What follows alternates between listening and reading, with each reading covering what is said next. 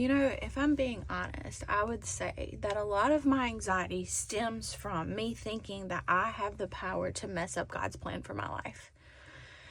And this morning, I was reading in Genesis chapter 16, I think it is, where Sarah gave Hagar to Abram to have their son because she thought, okay, well, God's made all these promises to us about all these descendants, but then it's not happening for me, so I'll just make a way for it to happen because I know God spoke that over my life, and I can relate to that. Not in giving my husband another woman, because we all know I'd be in prison if that happened, but honestly, there have been so many times in my life where I know that God has told me to do something, or that God has had spoken a word over me, or given me a dream or a goal or a vision for something, and it didn't happen quick enough. Why am I putting on eyeshadow? I'm literally just going to get groceries and literally the Walmart pickup, but it is what it is.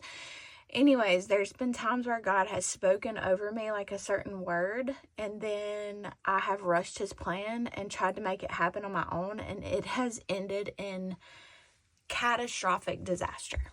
Catastrophic disaster. Who do I think that I am to rush God's plan?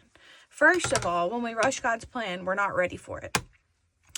Sarah was literally so angry at Hagar, probably Abram too, because in the back of my mind, I'm thinking fertility issues.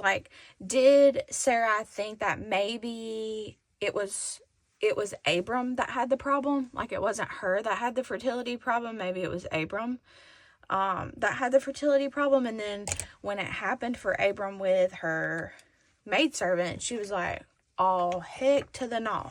So it is me that has the problem. And then she started feeling guilty or bad about the fact that she was the problem, and she took it out on Hagar when she was the one that gave Hagar to Abram anyways. You see how messy it gets when we try to get in God's plan? Meddle in it, meddle in his timing and his purpose and how he's going to work it out, because he had already told Abram that it was going to be of his descendants. Well, Sarah was his wife, so why wouldn't it have been from her? God didn't tell Abram, it's going to be from your descendants, but we're going to have to work some things out because Sarah's not going to be enough. God knew who his wife was. Girl, God knew you were his wife. And you still thought you had to get in the middle of it? Why do we do that? Why do we think that God and what he speaks over us is not enough? Why do we think that we have to meddle in God's message to us? Why do we think we have to get in the middle of his plan? Why do we think that we could do anything to make it work better than how he's already worked it out? Because remember, he's gone before you, and now he's just walking with you along the journey. And so many times, in my life, I've been okay, God, I get what we're doing here, so maybe I can make it work like this. Cool, this isn't sin. However, it becomes sin because it becomes a place of an idol in my heart. But this isn't sin, so I'll just insert my opinion or my efforts in this way instead of waiting on you. And then it kind of works out sometimes the way that I had intended. Kind of like Sarah and Hagar. It kind of worked out. It happened. Something happened. What I had planned had happened. But it wasn't the way God intended. And so I kind of got a little salty. Yeah, that didn't go the way I expected it to. Cool, it worked out, but that really wasn't what I thought it was going to be. And then God has smacked me over the face and is if you would just wait on me. See, I already knew you were going to do this because I'm sovereign. God's I already saw this, Ashley. I foresaw the fact that you were going to try to get in the way. Because I know you. I know you better than you know yourself. And I formed you and I knit you together. And I knew that I was already going to have to work for good in your meddling. And so I've already worked it out. But you're going to have to now learn some hard things along the way. And see, this is going to prepare you for what I'm doing too. I'm going to use this. He still used Ishmael. He still allowed Hagar to have the child. And he still saw Hagar and her struggle, and he worked in Hagar's life through all of this too. So, you know, when we get in the middle of it and we try to mess it up, like, God's still going to work it for good so that he gets the glory out of it. But it causes a lot of unnecessary, or maybe necessary, depending on the way you look at it, learning and growth. And let me tell you something about learning and growth. Growing pains hurt, especially spiritually. There is nothing quite like growing with Christ. There is nothing quite like experiencing a growing pain with Jesus, because what's happening is, like, who you are in your flesh has got to be crucified so that God can make you who he intended you to be in the spirit. Because God knows that we sow things in our flesh and it reaps in the flesh, and, you know, then we have to unlearn a lot of the behaviors that creates, like pride and self-sufficiency and self-preservation and self-righteousness and all this kind of stuff. And God's like, I don't need you to be self-righteous, because you'll never be righteous enough to be in my presence. I need you to be righteous by your faith. I need you to allow your faith to make you righteous. I need you to believe for better things, that I'm going to come through for you. Like, stop trying to figure it out on your own. Stop trying to make a way on your own. I know, Abram, it's been 87 years.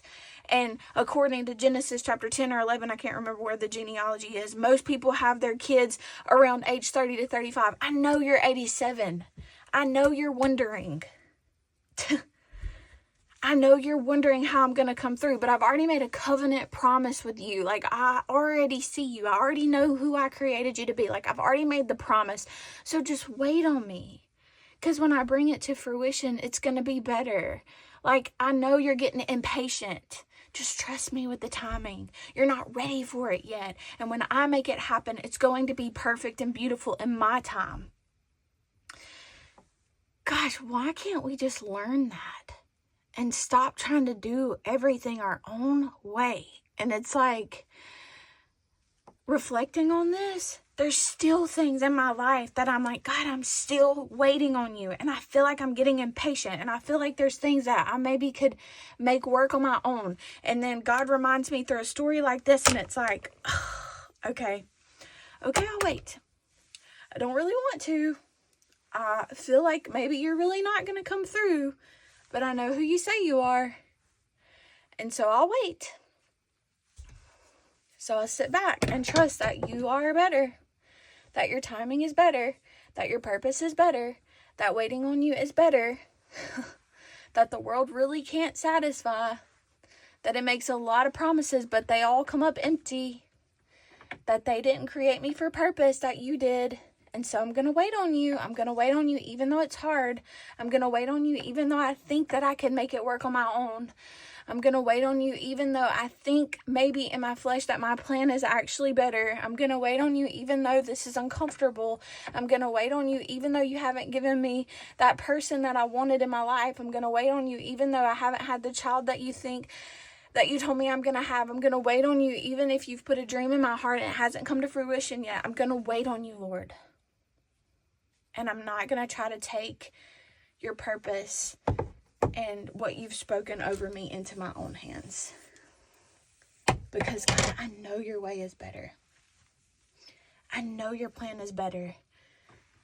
Even sometimes when I don't believe it in my flesh, I'm going to hang on to the truth of it. And I'm going to speak it over myself over and over and over again until I believe it again, God, because I'm believing you for better. I'm believing you're really going to come through. I'm believing that all those things that you promised are going to happen.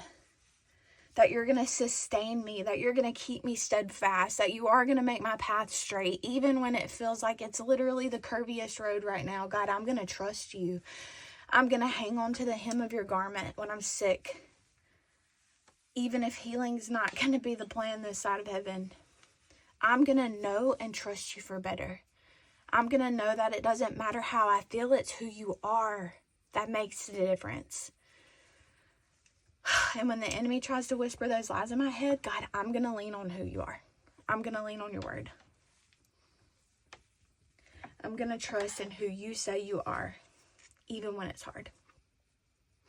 Even when sometimes I don't want to. Even when sometimes it looks like my plan may actually work out better than yours. I'm going to trust you. I'm going to trust you, and I'm going to believe that you are who you say you are, and you have good things in store for me, not for my glory, but for yours. And you're going to work it out.